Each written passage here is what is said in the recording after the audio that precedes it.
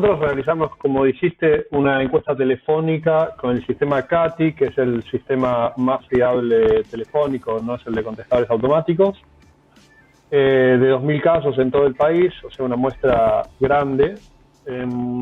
Y bueno, igualmente la parte electoral no es nuestro foco de atención, si bien hicimos la pregunta de rigor, ¿cómo no puede hacer de otra manera? Pero por supuesto no es donde nos enfocamos, y de momento a nosotros la intención de voto preguntada no para la PASO puntualmente, sino que la preguntamos para las legislativas, y no la preguntamos con candidatos con nombre y apellido, sino que la preguntamos por espacios políticos, haciendo todas estas salvedades.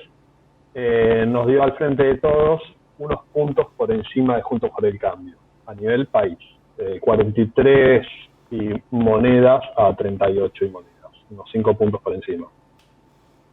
Guillermo, un poco también si nos podés comentar en qué consiste este sistema de encuesta y bueno, ¿por qué ustedes lo consideran el más fiable?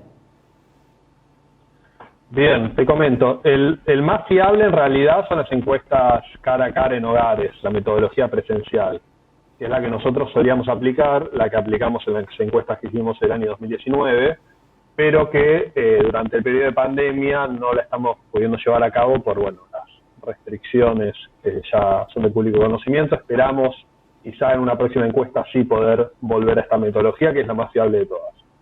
Descartando eso, la segunda metodología más fiable es la de encuestas telefónicas, pero con encuestadores preguntando por detrás, ¿sí? O sea, que es este sistema CATI. Y luego vienen las encuestas telefónicas con contestador automático, las conocidas como IBR, que esos son menos fiables, tienen tasas de rechazo muchísimo más altas. Y por último vienen las metodologías online, que son las más baratas, pero son las menos rigurosas, las menos fiables. Y bueno, de esas hay un montón, son las que más hay. En general las encuestas que se publican son mayormente online, o muchas veces son de las IBR. Las CATI ya son más caras y se utilizan menos, y las presenciales, por supuesto, son las que menos se utilizan porque tienen unos costos muchísimo más elevados.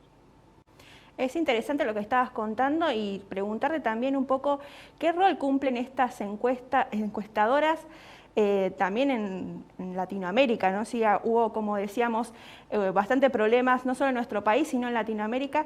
Y preguntarte también cómo se construye este sondeo electoral, cómo se construye, un sondeo electoral serio. Bien, como decís, en general las encuestadoras tienen problemas en muchos países, no es algo exclusivo de nuestro país.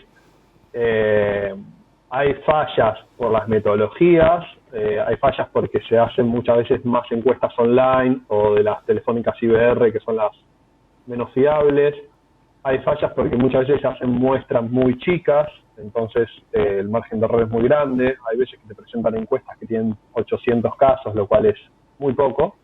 Y la verdad es que la mayoría de la gente no se fija en eso, en la cantidad de encuestados y los márgenes de error. Bueno, después está un poco la distribución de la muestra, que esté bien representando todos los parámetros poblacionales, sociodemográficos, o sea, que esté bien calibrada. Y bueno, eso determina que muchas veces hay errores grandes. Y bueno, después siempre hay, sobre todo para lo que es medir intención de voto, hay algo que es difícil de captar muchas veces, y lo vimos por ejemplo en el caso de Bolivia, donde fallaron abismalmente todas las encuestadoras, en donde Arce ganó por una diferencia que nadie pronosticaba ni de cerca. Como pasó, como bien decían ustedes, también en 2019, cuando la distancia entre Alberto Fernández y Macri para las PASO era muy pequeña para casi todas las encuestadoras, y bueno, después fue el resultado que fue. Guillermo, tengo entendido que también entre los puntos que trabajaron en la encuesta está el tema de la situación económica, lo que es la herencia del gobierno anterior, la relación con el FMI. ¿Podrías darnos algunos datos de esa parte de la encuesta? Sí, por un lado tenés, en cuanto a la situación económica, bueno, los principales problemas para la población, como es de esperarse, son el tema de la inflación, el desempleo. Esos son los que están a la cabeza de las preocupaciones, especialmente la inflación. pero que además sabemos que no es algo privativo de este gobierno, digo, viene de arrastre, nosotros medíamos con el gobierno anterior y también salía a la cabeza, y es algo que va a ser difícil de revertir, está muy en las preocupaciones de la gente cotidianamente, y por el contrario nos salieron muy por debajo preocupaciones como el precio del dólar o la falta de inversiones, que muchas veces están en la agenda de los medios, pero que a la gente en su vida cotidiana la verdad es que no le mueve la aguja porque no es en lo que piensa cotidianamente.